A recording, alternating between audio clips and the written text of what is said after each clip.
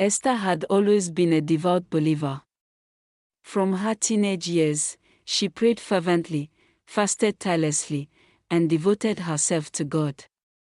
Her unwavering faith was what set her apart, and in her early 20s, she started her own small fellowship, gathering a handful of people to worship and pray.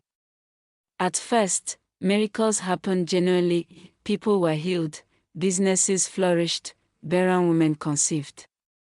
Word spread quickly, and soon, the small fellowship transformed into a large congregation. With influence came wealth. Church members donated generously, believing in the authenticity of her prayers. Esther, once a humble woman, began to taste the luxuries of life.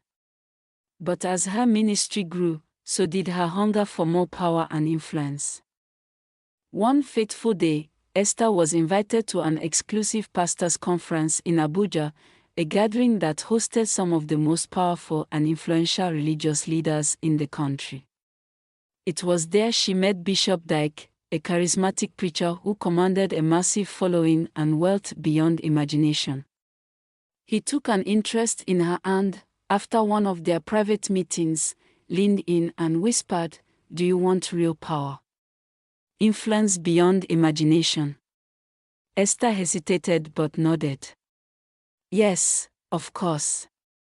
"Then come with me," he said with a knowing smile. That night, he introduced her to a secret society of religious leaders who, behind closed doors, were not just preachers, they were businessmen of faith, leveraging the desperation of people to amass wealth.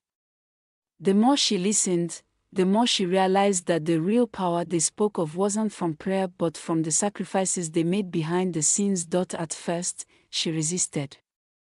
But the sight of their wealth and control was too enticing. She was eventually told of a ritual that would ensure her continuous rise in fame, fortune, and divine powers. The price: she must never bear a child. No heir must exist to inherit her blessings. Esther agreed. Within months, she experienced an exponential rise in power. Her church's attendance tripled, and testimonies of miracles poured in. She acquired a fleet of luxury cars, traveled first class, and built an empire that made politicians seek her blessings. The congregation gave willingly, emptying their pockets, believing they were sowing seeds for greater miracles. Esther, however, knew the real game, guilt-tripping them into giving their last penny while she lived lavishly. To maintain her supernatural aura, she developed an intricate system. She had secret informants who would gather information about struggling members, and she used this knowledge to prophesy about their lives in public, leaving them in awe. Every service was carefully orchestrated, people were planted in the crowd to claim false miracles, and testimonies were manufactured to keep the illusion alive. Amidst all her success, loneliness gnawed at her. She married Daniel, a charming young minister in her church, hoping he would fill the void in her heart. But after years of waiting for a child that would never come, Daniel grew restless.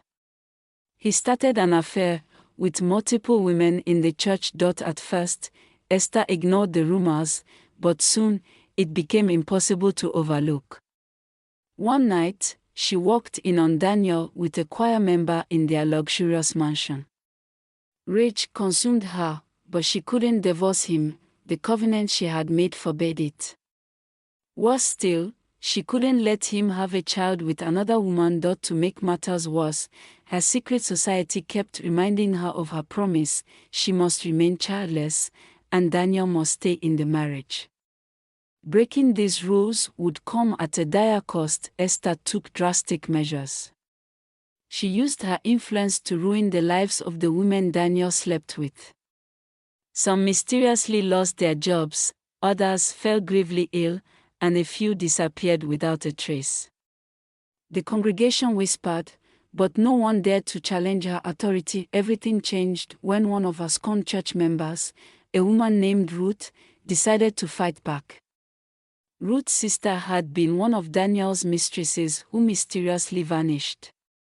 She was determined to expose Esther's secrets. She gathered evidence, hidden recordings of planted miracles, financial records of money laundered through the church, and confessions from former insiders. When the evidence was leaked to the public, social media erupted. Esther's empire crumbled overnight. Her bank accounts were frozen, her properties were seized, and members fled her church in droves. Desperate, Esther tried to flee the country, but authorities intercepted her at the airport. She was arrested for fraud, tax evasion, and conspiracy. But even in prison, she refused to accept defeat. She had one final trick up her sleeve. With the help of a corrupt prison warden, she faked her own death. A special pill was given to her, making her appear lifeless for hours. When she was transported to the hospital for confirmation of death, she slipped away unnoticed, vanishing without a trace. Months later, in a different city, a new powerful prophetess emerged, Lady Divine.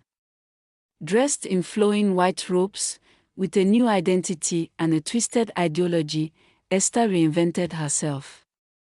This time, she was even more ruthless.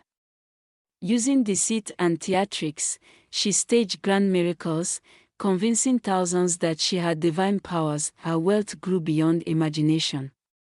High-profile politicians and celebrities sought her blessings. Her new congregation was even more devoted, blindly surrendering their wealth and trust. But greed made her reckless. She saw herself as untouchable. Then came a real man of God, Prophet Elijah. Unlike her, he performed true miracles with no monetary gain. His presence threatened her dominion. His followers increased, and people began questioning her authority. Outraged, Esther devised a sinister plan. She would attack Elijah spiritually, using her dark forces to weaken him. But what she didn't realize was that she had met her match point one fateful night. She gathered her strongest occult members and performed a ritual to destroy him. But as she chanted, an overwhelming force struck her down. A blinding light engulfed the room, and she screamed in agony. Her own powers turned against her. Her secrets were exposed in front of the entire congregation. In a final act of judgment, Esther lost everything. The people turned on her, her body convulsed uncontrollably, and as she fell to the ground, she let out a final, blood-curdling scream. This time, there was no faking her death.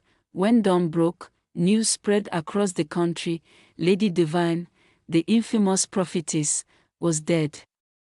Her empire crumbled. Those she deceived finally saw the truth. Her luxurious mansions were seized, her bank accounts emptied, and her once loyal followers scattered, ashamed of the lies they had believed. And so, the legend of Esther, the woman who sold her soul twice, became a cautionary tale. A warning that no ill-gotten wealth comes without its price. Thank you for watching to the end of this video. Please don't forget to like, share and subscribe for more amazing stories like this.